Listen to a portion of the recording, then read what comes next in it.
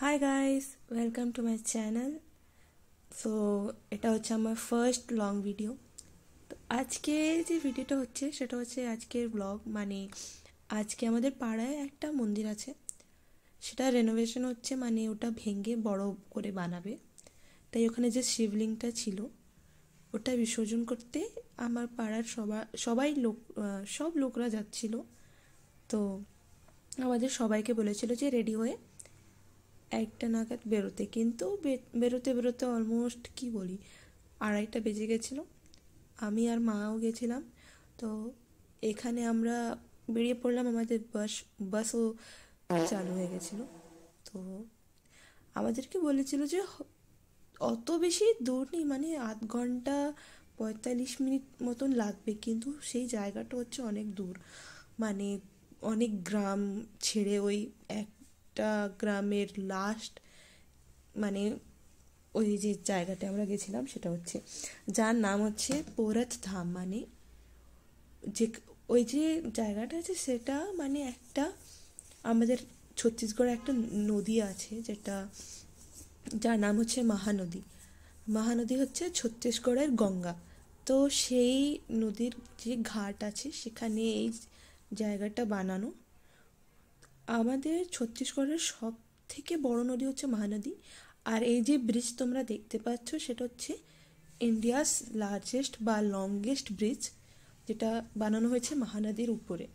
মহানদী হচ্ছে ত্রিবেণী সঙ্গমের মতন, মানে 3টে নদী যে হচ্ছে ওখানে মিশে একটা বড় করে নদী বানানো হয়েছে।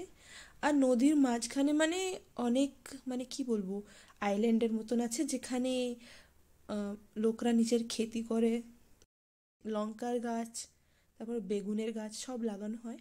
আর সেই নদীটা এত বড় ছিল যে ওই ব্রিজটা শেষই হচ্ছিল না, মানে আমি অনেকক্ষণ ধরে ভিডিও বানাচ্ছিলাম।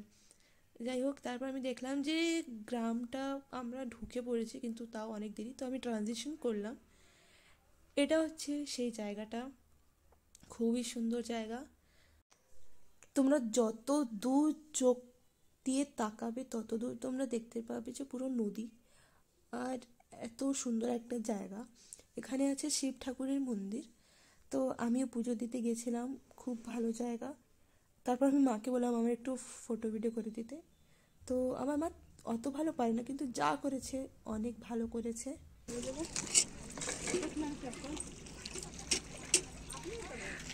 এখানে সবাই স্নান করছে, তো এখানে আমি দেখাতে পারবো না।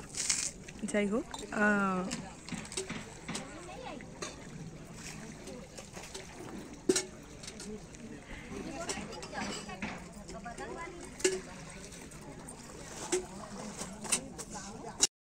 তো আমি চলে গেছিলাম একটু হাত পা ধুতে। ভাবলাম যে আমি একটু হাত পা ধুয়ে নিই, তারপর আমি গেছিলাম পুজো দিতে।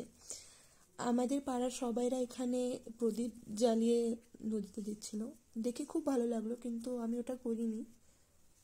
এখানে অনেক কাচড়া আছে এখন, বিকজ কাচড়া क्योंकि এখানে কিছুদিন আগে মেলা বসছিল, তো মেলা মানে পরিষ্কার করা হয়নি এখানে কিচ্ছু, অনেক নোংরা আছে জায়গাটা।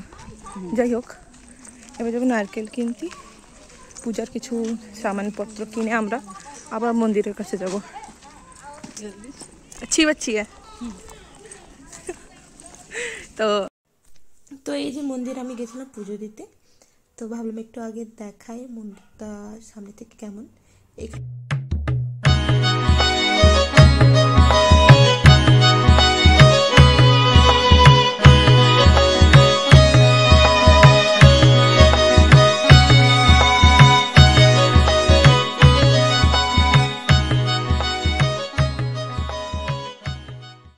যাই হোক, তো এটা হচ্ছে শিবলিঙ্গকে নিয়ে যাওয়া, মানে ওরা চলে গেছিলো অনেক দূরে ওকে বিসর্জন করতে। তারপর আমাদের বেরোনোর পালা, আমরা সব বাসে বসে পড়লাম। সো লাস্টে এটা হয়ে গেছিলো অনেক অন্ধকার, বাসের মধ্যে লাইট জ্বালিয়ে নিয়েছিল। আশা করছি তোমাদেরকে এই ব্লগটা ভালো লেগেছে।